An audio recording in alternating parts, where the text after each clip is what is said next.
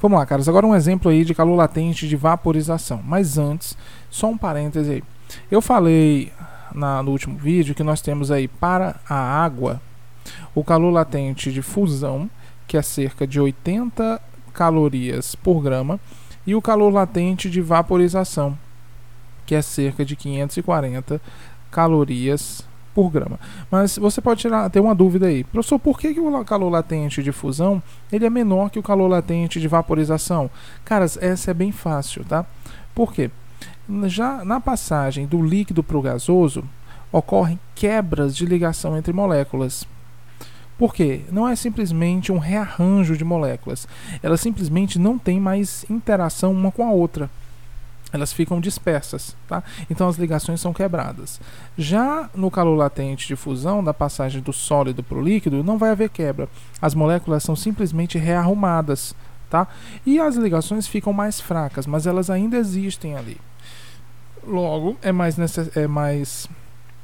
precisa-se de mais energia para se quebrar ligações entre moléculas do que para rearrumá-las. Tudo bem? Então a gente vai aqui resolver uma questão que envolve calor latente de vaporização e é do Enem, tá? É bem simples. Num dia em que a temperatura ambiente é de 37 graus, uma pessoa com essa mesma temperatura corporal repousa à sombra. Para regular sua temperatura corporal e mantê-la constante, a pessoa libera calor através da evaporação do suor. Considere que a potência necessária para manter seu metabolismo é 120 watts e que, nessas condições, 20% dessa energia é dissipada pelo suor, cujo calor de vaporização é igual ao da água. Utilize 1 caloria igual a 4 joules. Após 2 horas nessa situação, que quantidade de água essa pessoa deve ingerir para repor a perda pela transpiração? Então vamos lá, caras, é bem simples, tá, a ideia. Mas antes deixa eu botar um parêntese. Como é que a gente regula a temperatura corporal, tá? Bem simples. Imagina que você, vou desenhar aqui um bonequinho, esse aqui é você, tá? Tá aqui o bonequinho, tá? É você, tá? Não é ET, não. Então você começa a suar. Tá, você correu bastante, tá fazendo alguma atividade e tal, suando bem muito. O que acontece? Esse suor, ele tá à mesma temperatura do meio ambiente, tá? Então, o que é que vai, e a mesma temperatura do seu corpo. O que é que vai acontecer aqui? Você não vai ter como mudar a temperatura desse suor, porque vocês estão à mesma temperatura. Logo, o calor que vai ser dado a esse suor vai ser calor latente. E que tipo de calor latente? Calor latente de vaporização. Ou seja, você vai fornecer calor do seu corpo para as camadas de água que estão sobre a sua pele, tá?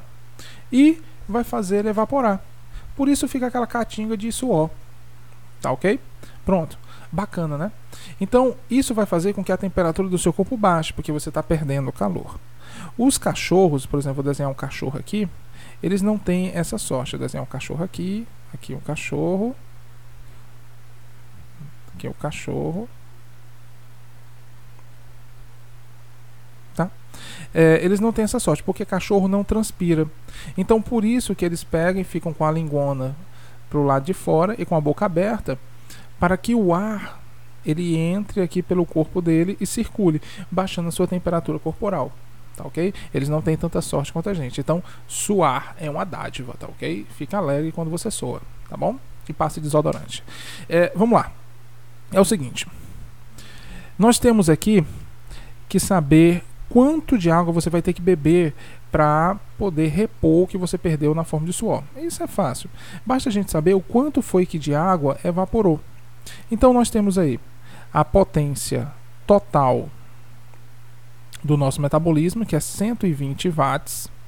Nós temos aí o rendimento, que é de 20%, ou seja, desses 120 watts, somente 20% é utilizado para passar energia para o meu suor, tá ok? Passar calor para o meu suor. E o calor latente de vaporização do suor é 540 calorias por grama, tá? E você vai passar 2 horas suando, tá? Ou 2 horas evaporando o suor. tá bom? O que é que eu quero? É a massa nisso daí.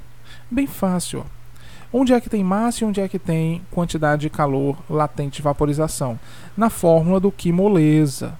Então você bota, ó, Q moleza, tá? No caso, vaporização.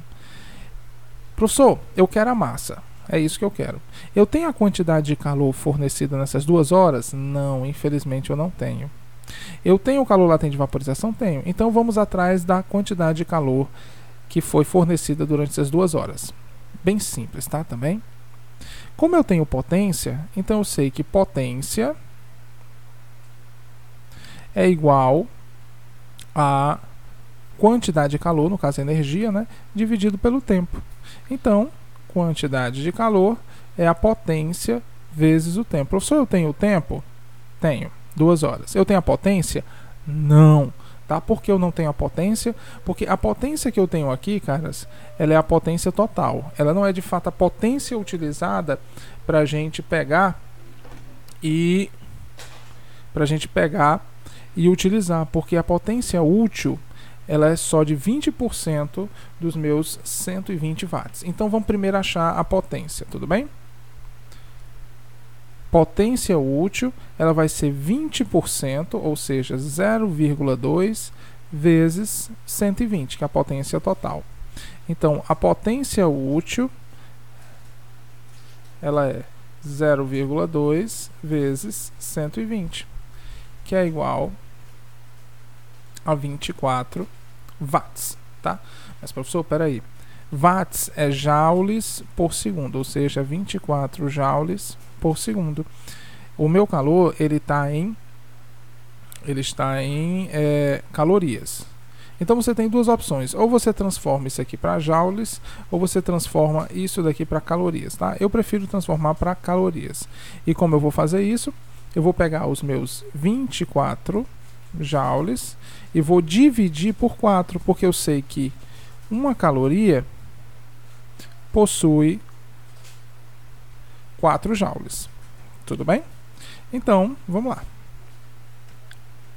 24 dividido por 4 dá 6 calorias por segundo. Então, achei minha potência. Aí eu vou lá. Quantidade de calor vai ser 6 vezes. Professor, o tempo está em horas. Como eu faço para transformar para segundos? É bem simples, ó. Basta você multiplicar por 3.600, tá? Multiplicando por 3.600 vai ficar 7.200 segundos. Então fica 6 vezes 7.200. 6 vezes 7.200 dá 43.200 calorias, tá? Então foi isso que foi fornecido ao meu suor. Então, achei a quantidade de calor, tá ok? Substituo. Deixa eu colocar aqui embaixo, tá? Que moleza, de novo. 43.200 é igual a M vezes o calor latente de vaporização, que é 540. Para achar a massa, basta eu pegar 43.200 e dividir por 540.